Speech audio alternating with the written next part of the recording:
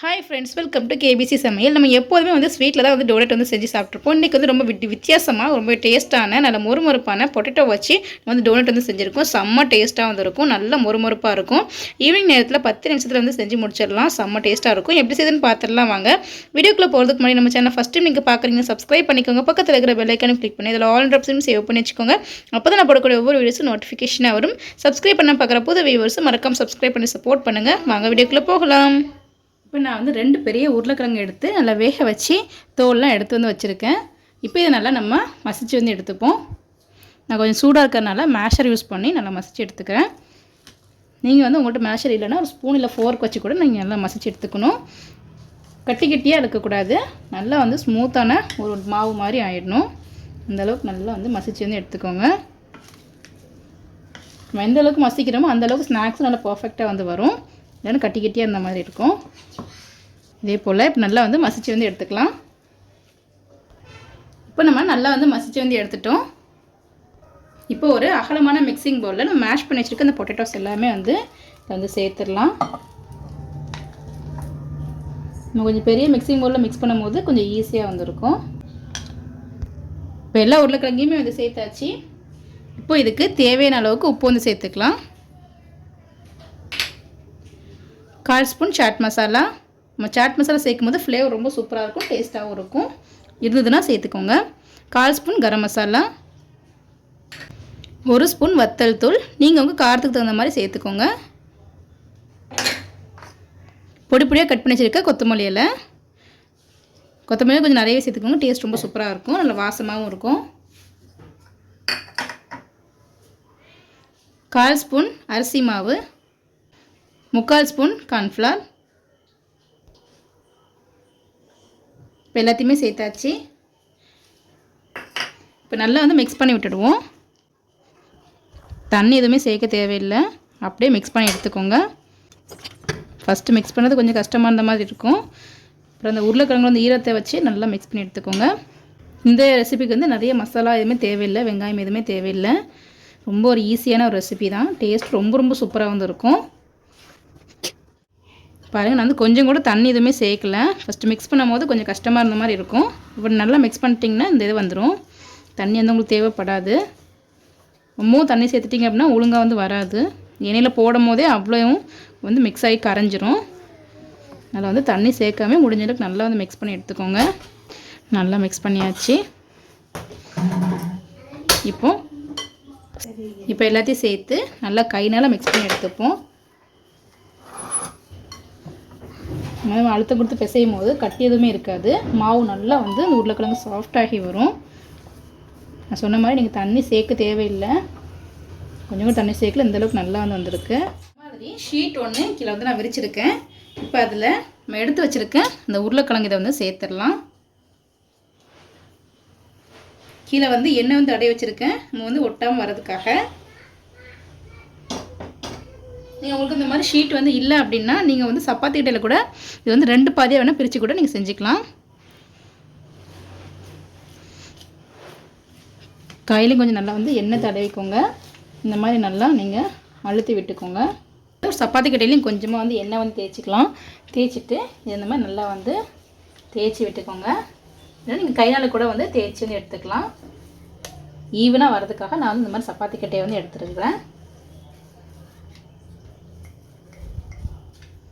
ரொம்ப வந்து மெல்லிஸாக தேய்க்கக்கூடாது, அதே போல் ரொம்பவும் வந்து தடிமனாகவும் வந்து தேய்க்கக்கூடாது.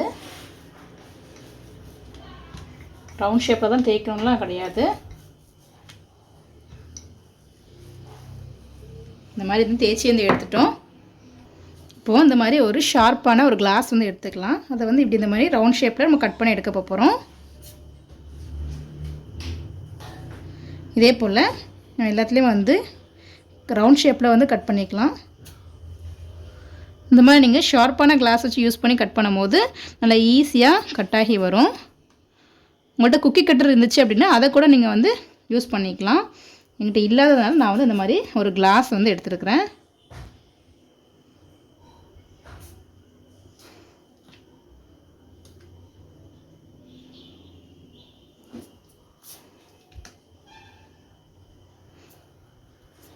இப்போ எல்லாத்தையுமே நான் வந்து கட் பண்ணி எடுத்துட்டேன். இப்போ இதில் மீதி இருக்கிற அந்த எக்ஸஸாக இருக்கிறது எல்லாத்தையுமே நம்ம வந்து எடுத்துடலாம். நம்ம வந்து கீழே வந்து எண்ணெய் தேய்ச்சி வச்சுக்கிறனால ரொம்ப ஈஸியாகவே வந்து வரும். இதே போல் நம்ம சைடில் இருக்கிற அந்த எக்ஸஸாக இருக்கிறது எல்லாத்தையுமே வந்து எடுத்துடலாம். இப்போ நான் வந்து எல்லாத்தையுமே எடுத்துட்டேன். இப்போ இந்த மாதிரி ஒரு பாட்டில் கேப் வந்து எடுத்துருக்கிறேன். இதை வந்து நடுவில் வந்து வச்சு இந்த மாதிரி நம்ம வந்து எடுத்துப்போம். இந்த டோனட் ஷேப்புக்கு வர்றதுக்காக சைடில் உள்ளதை மட்டும் இந்த மாதிரி வந்து எடுத்துருங்க. பாருங்கள், பார்க்கறதுக்கு அழகான அந்த டோனட் ஷேப் வந்து நமக்கு வந்து கிடச்சிருக்கு. பார்த்தாலே தெரியும். இதே போல் எல்லாத்தையுமே எடுத்து தனியாக வந்து வச்சிடலாம். நான் வந்து எல்லாத்தையுமே இந்த மாதிரி கட் பண்ணி எடுத்துருக்கேன். பார்க்கறதுக்கு அவ்வளோ சூப்பரான நமக்கு வந்து டோனட் மாதிரிக்கு வந்து கிடச்சிட்டு, இதே போல் இந்த மீதி இருக்கிற இந்த எக்ஸஸாக இருக்கிற மாவை எல்லாத்தையுமே வந்துட்டு இதே போல் தேய்ச்சி நம்ம இதே போல் நம்ம கட் பண்ணி எடுத்துக்கலாம். மீதி இவ்வளோ மாவு வந்துருக்கு, இதை வேஸ்ட் பண்ண வேண்டாம். இதே போல் நம்ம கட் பண்ணி எடுத்துக்கலாம். இப்போ ஆயில் வந்து நல்லா வந்து ஹீட் ஆகிடுச்சு. இப்போ சின்னதாக வந்து இந்த உருளைக்கிழங்கு வந்து போட்டு பார்ப்போம். போட்டோன்னு மேலே வந்து வரணும். நல்லாவே வந்து சூடாகிடுச்சு. இந்த சூடு வந்து கரெக்டான சூடாக இருக்கும். இப்போ நம்ம போட்டு பொரிச்சு எடுத்துக்கலாம். இப்போ நம்ம ஒவ்வொன்றா வந்து போட்டு எடுத்துப்போம். இங்கே ஆயில் சூடு வந்து கம்மியாக வந்து இருக்கக்கூடாது. ஆயில் சூடு ரொம்ப வந்து கம்மியாக இருந்தது அப்படின்னா அவ்வளோமே எண்ணெயில் போடும் போதே வந்து பிரிஞ்சு வந்து வந்துடும். ஸோ ஆயில் சூடு நல்லா வந்து ஹீட்டாக வந்து இருக்கணும். அப்போ தான் வந்து நல்லா மொறுமொறுப்பாக வரும். எண்ணெயில் வந்து கரையாமல் வந்து வரும். போட்டதுக்கப்புறம் கொஞ்சம் லைட்டாக வெந்து செட்டாகி வந்ததுக்கப்புறம் நீங்கள் வந்து ஸ்டவ் வந்து மீடியம் ஃப்ளேமில் வந்து வச்சுக்கோங்க. அப்போ தான் நல்லா வந்து மொறுமொறுப்பாக வரும். ஏற்கனவே வேக வச்சுருக்க உருளைக்கிழங்குன்றனால ரொம்ப நேரம் வந்து வேக வைக்கணும்னு அவசியம் இல்லை. கொஞ்சம் மொறுமொறுப்பாக வந்தால் மட்டும் போதும். உங்கள் கடாயோட அகலத்தை பொறுத்துட்டு 3 அல்லது 4 தான் போட்டு பொரிச்சு எடுத்துக்கோங்க. நான் வந்து 4 வந்து போட்டு பொரிச்சு எடுத்துருக்கேன். கொஞ்சம் வெந்ததுக்கப்புறம் மெதுவாக வந்து பரட்டி வந்து போட்டுக்கோங்க. இதுக்கப்புறம் தன்னால் வந்து இந்த மாதிரி மேலே வந்து வரும். அதுக்கப்புறம் மெதுவாக வந்து நீங்கள் பரட்டி போட்டுக்கோங்க. போட்ட உடனே வந்து பரட்டி வந்து போடக்கூடாது. அந்த மாதிரி போட்டோம் அப்படின்னா ஃபுல்லாகவே வந்து உடஞ்சிரும். ஒருவேளை உங்களுக்கு இதெல்லாம் கரெக்டாக பண்ணியும் உங்களுக்கு வந்து உருளைக்கிழங்கு போட்ட உடனே உடையிற மாதிரி இருந்துச்சு அப்படின்னா நீங்கள் இன்னும் கொஞ்சம் கார்ன்ஃப்ளவர் வந்து எக்ஸ்ட்ரா போட்டுக்கோங்க. ஒருவேளை கார்ன்ஃப்ளவர் கம்மியாக இருந்தால் கூட அந்த மாதிரி வந்து ஆகும். இப்போ ஸ்டவ் வந்து நான் வந்து மீடியம் ஃப்ளேமில் வந்து வச்சுட்டேன். இப்போ மீடியம் ஃப்ளேம்லேயே வச்சு 2 சைடு நல்லா வந்து பரட்டி போட்டு நல்லா முறுமுறுப்பாக கோல்டன் ப்ரௌன் அளவுக்கு பொரிச்சு வந்து எடுத்துக்கலாம். செம்ம டேஸ்ட்டாக இருக்கும். ரொம்ப ரொம்ப ஈஸியான ஒரு ரெசிபி தான். நான் சொன்ன அளவுகள் நீங்கள் போடும் போது இந்த மாதிரி கொஞ்சம் கூட வந்து உடையாமல் வந்து வரும். நல்லா பொரியும் போது நல்லா வந்து உப்பி வந்து வரும். நீங்கள் எண்ணெய் ரொம்ப சூடுபடுத்தி போடும் போது ஆயிலும் ரொம்ப வந்து குடிக்காது. நீங்கள் ஸ்டவ் வந்து ரொம்ப லோ ஃப்ளேமில் வச்சுட்டு போட்டிங்கன்னா எண்ணெய் ரொம்ப குடிக்க ஆரம்பிச்சிடும். பாருங்கள், அந்த எண்ணெயோட சலசலப்பு எல்லாமே வந்து குறைஞ்சி வந்துட்டு நல்லா இந்த மாதிரி 2 சைடும் நல்லா வந்து பரட்டி பரட்டி போட்டு வேக வச்சு எடுத்துப்போம். அப்போ தான் எல்லா சைடும் ஈவனாக வந்து நல்லா வெந்து மொறுமொறுப்பாக ஆகி வரும்.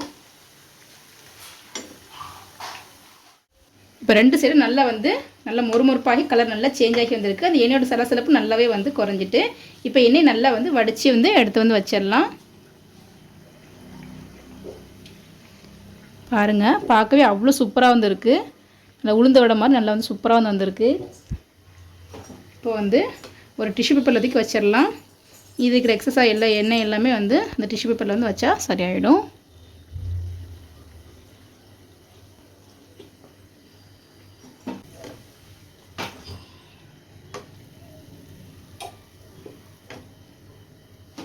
இதே போல் நம்ம மீதி இருக்கிறதே வந்து போட்டு பொரிச்சு வந்து எடுத்துக்கலாம்.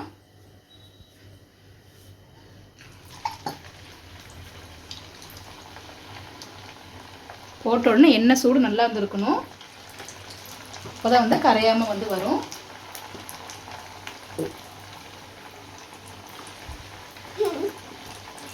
இப்போ வந்து ஸ்டவ் வந்து குறைச்சின்னு வச்சுக்கோங்க. மீடியம் ஃப்ளேமில் வச்சுட்டு நல்லா வந்து மொறுமொறுப்பாக வந்து பொரிச்சு எடுத்துப்போம். இந்த மொத்த எண்ணெயோட சலசலப்பு எல்லாமே நல்லா வந்து அடங்கி வந்து வரணும். அதனால் நல்லா பொரிச்சு எடுத்துக்கலாம். கொஞ்சம் மேலே வந்து வந்ததுக்கப்புறம் பரட்டி வந்து போட்டுப்போம். கொஞ்சம் மேலே வந்து வரந்துட்டு இதை வந்து மெதுவாக பரட்டி போட்டுடுவோம். நீங்கள் இந்த மாதிரி செய்யும் போது கொஞ்சம் கூட எண்ணெய் வந்து குடிக்காது. அதே நேரத்தில் வந்து நல்லா வந்து மொறுமொறுப்பாக வரும், உடையாமல் வந்து வரும். இப்போது 2 சைடு நல்லா வந்து வெந்து மொறுமொறுப்பாகி வந்திருக்கு. அந்த எண்ணெயோட சலசலப்பு நல்லா வந்து அடங்கிடுச்சு. இப்போ நல்லா எண்ணெயை நல்லா வடிச்சிட்டு எடுத்து வந்து வச்சிருவோம்.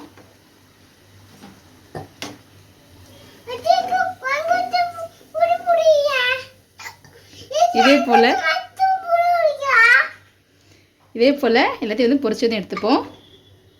ரொம்பவே சூப்பரான பொட்டேட்டோ டோனட் வந்து ரெடி ஆகிடுச்சு. செம்ம டேஸ்ட்டாக இருக்கும், நல்லா வந்து கிறிஸ்பியாக இருக்கும், கொஞ்சம் கூட எண்ணெய் குடிக்கவே இல்லை.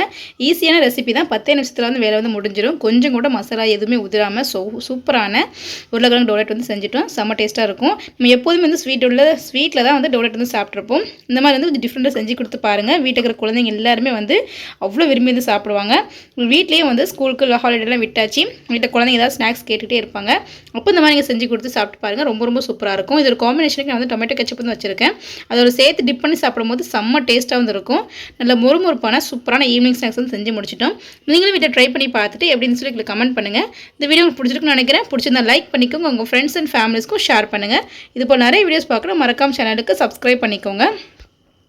நம்ம சேனலில் ஈவினிங் ஸ்நாக்ஸ் ரெசிபீஸ் நிறைய வந்து போட்டிருக்கோம். அதோட லிங்க் டிஸ்கிரிப்ஷனில் கொடுக்குறோம், மறக்காம செக் பண்ணி பார்த்துக்கோங்க. ரொம்ப ரொம்ப ஈஸியாக இருக்கும், ரொம்ப ரொம்ப டேஸ்ட்டாகவும் இருக்கும். தேங்க்ஸ் ஃபார் வாட்சிங்.